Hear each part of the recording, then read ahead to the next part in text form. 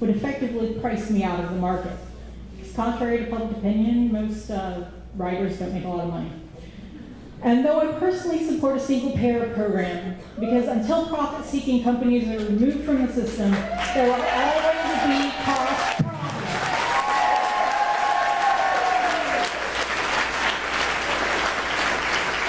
Or at a minimum, that you fix the ACA instead of repealing it, preferably with a public insurance option.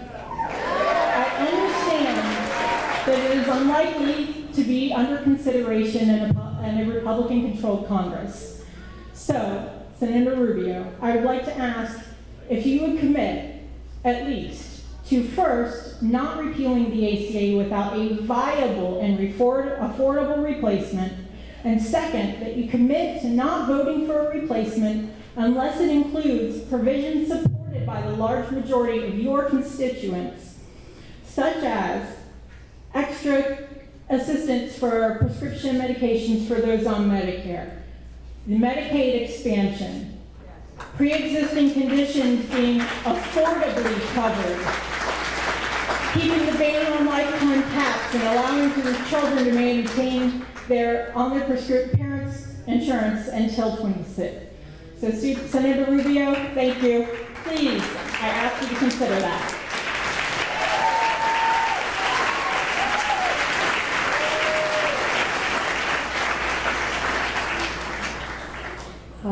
Hi, Senator Rubio. My name is Susan Edgerly, and I am from Hillsborough County, Tampa, Florida.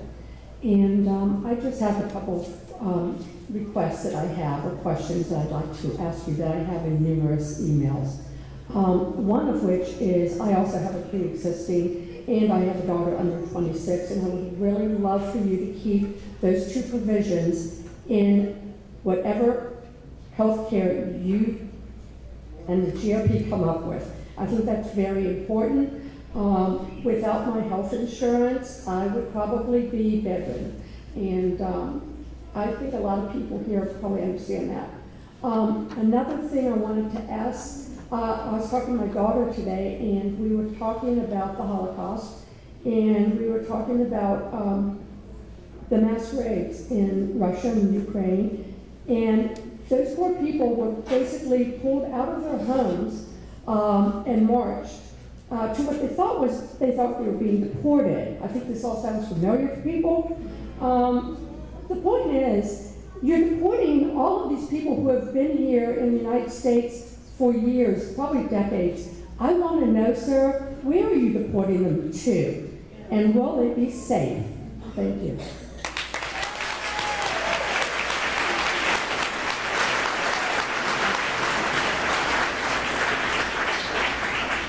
Make a quick announcement that this event is currently trending on Twitter, number 8. So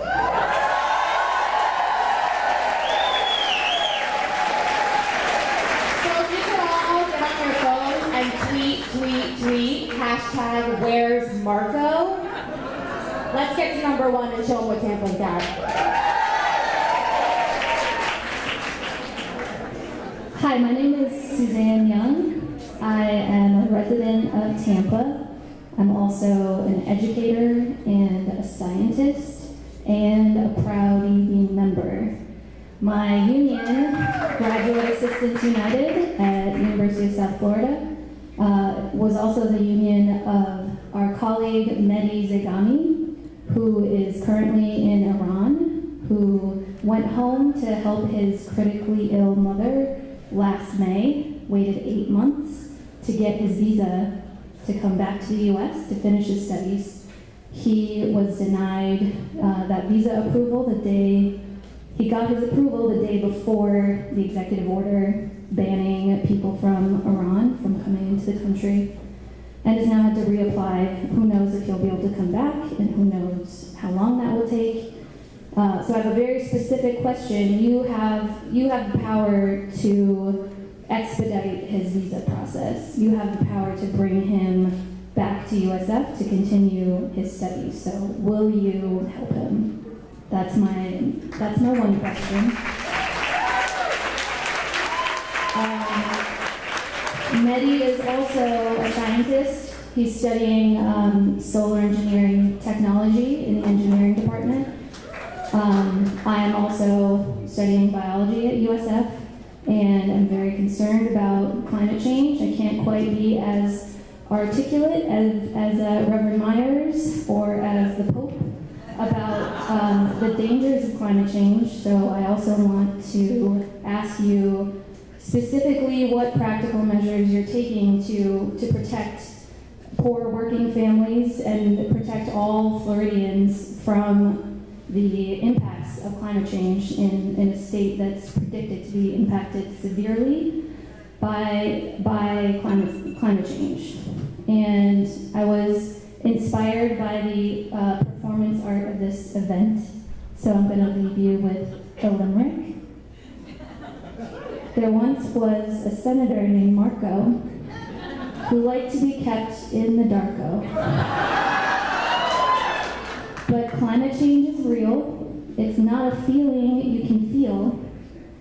We need democracy, not an oligarcho.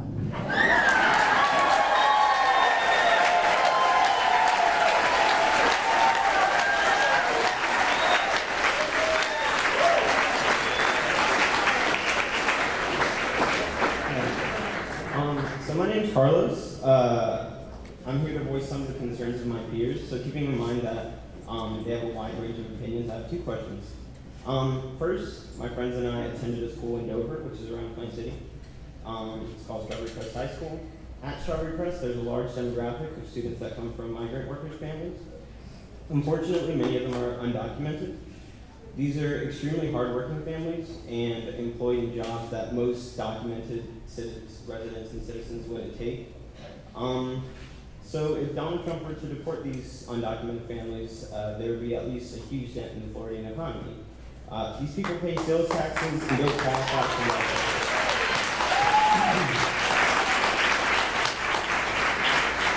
So Senator Rubio, my question is, given the current administration, what will you do to prevent the potential loss of all the cultural contributions and productivity that these families bring to the Florida and New York?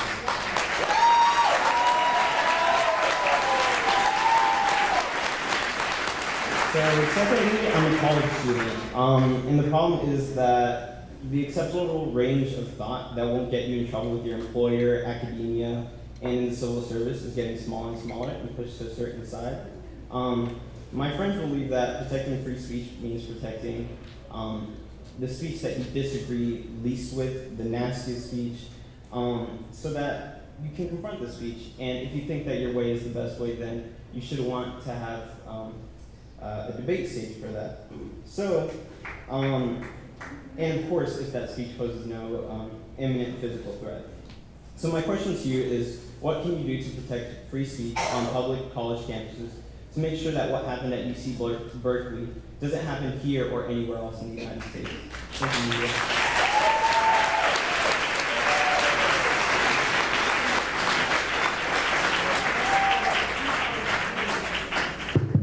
Okay, the next group up is Michael. Michael, number 36, Victoria, number 37, Lee, 38, Stephen, 39, Aaron, 40, Arturo, 41, Edward, 42.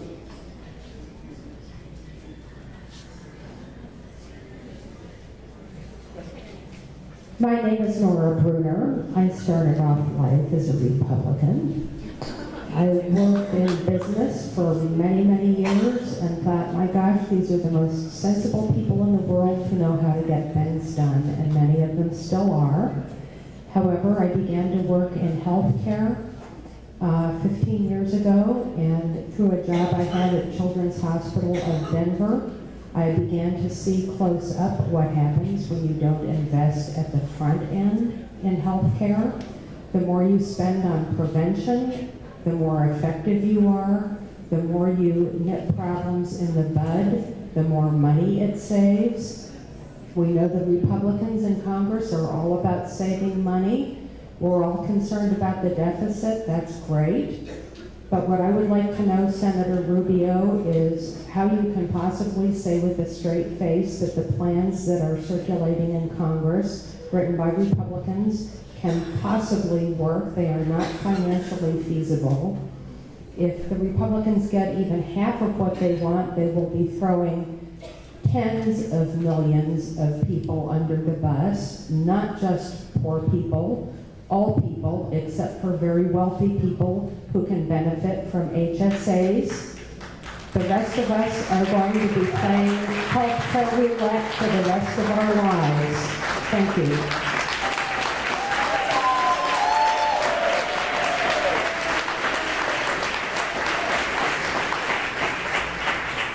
Good evening, Senator Rubio. I'm appreciative of the opportunity to ask a question, even though you're not here to hear it. Hopefully you'll get our message.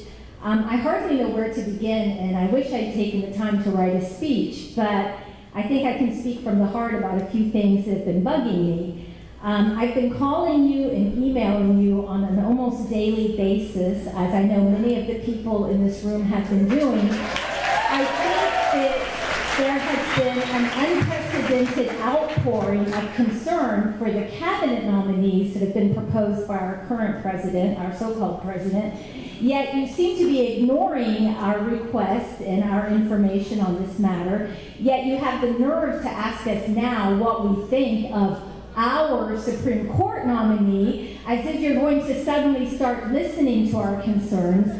But the main reason I'm here is because I've been a public school teacher for almost 30 years, primarily at a Title I school, serving the most vulnerable citizens, the most vulnerable students in Hillsborough County. They are living in poverty. Many of them are immigrants.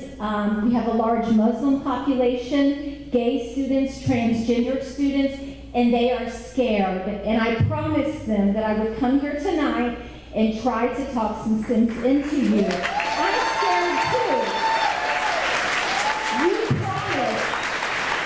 You looked us in the eye and promised us when you were running for re-election that you would be a check against Donald Trump, admitting his flaws.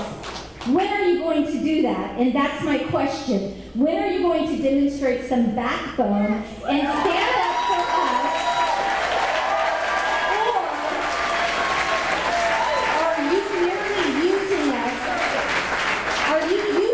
I feel used as some sort of stepping stone to some higher political ambition for which you're probably not qualified. That's my question.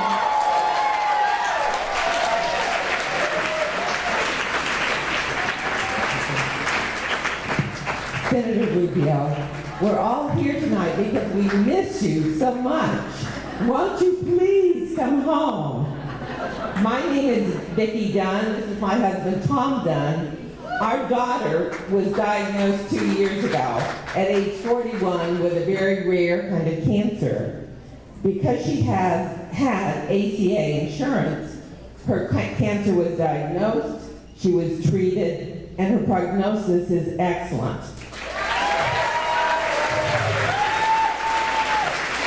But this kind of cancer has a pretty high rate of recurrence, so she has to be monitored for years. The ACA will provide for that. If the ACA is repealed without a really good replacement, our daughter is not going to be insurable. How will she and our family pay for the testing that she needs for the monitoring, and God forbid, a recurrence? How will we pay for treatments? Senator Rubio, you say you are pro-life. Are you only pro-life for the unborn?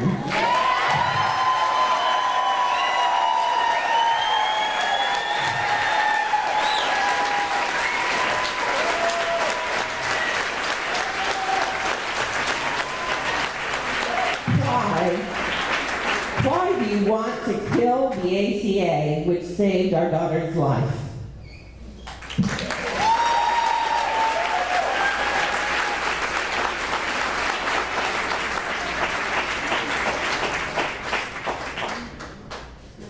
Senator Rubio, You and I have something in common.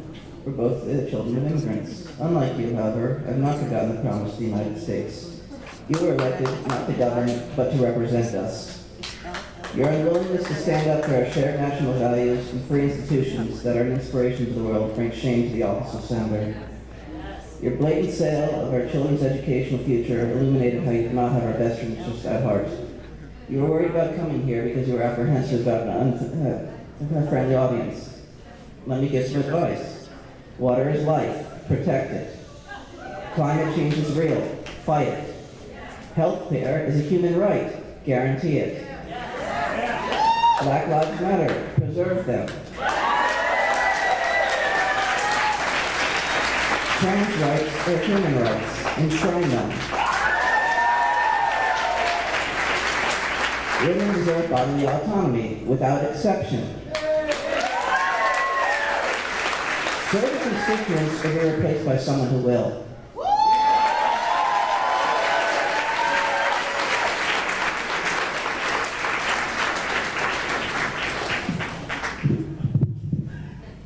Too tall for this. Senator Rubio, my name is Lee Meach, and this is not the first time that I have spoken out to your office staff. Some of the issues I'm going to talk about I've actually said face-to-face to Shauna Johnson here at the Kennedy office in Tampa. That was, of course, before we were shut out. So, I am an occupational therapist. I'm new to this profession. I just received my doctorate in December, and I got my license 3 weeks ago. I have spent the last 7.5 years going through the process of higher education, sacrificing my financial stability to take out the loans to do so, participating in unpaid clinical rotations to get the training so that way I can devote my life to helping people with injuries and disabilities participate in the daily life activities that are important to them. It keeps me up at night knowing what is going to happen to my clients if the ACA is repealed and if Nancy DuBose is allowed to stop enforcing the Individuals with Disabilities Education Act in our public schools.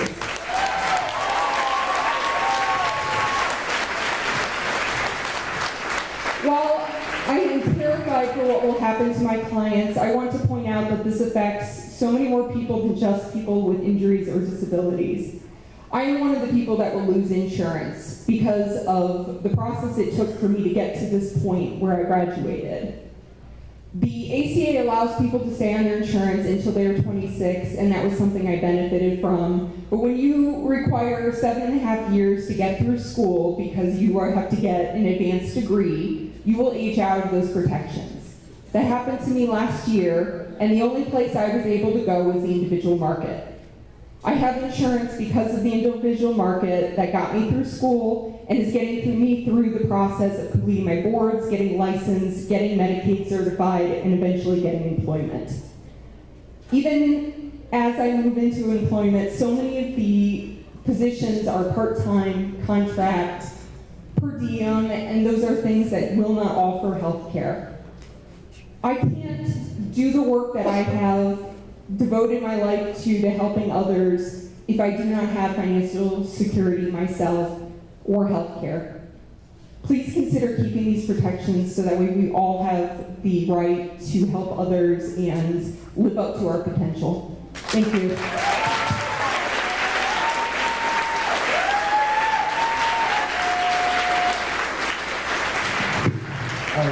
Hi, my name is Stephen Mulis, and I'm an educator here. I teach down the street at a high school.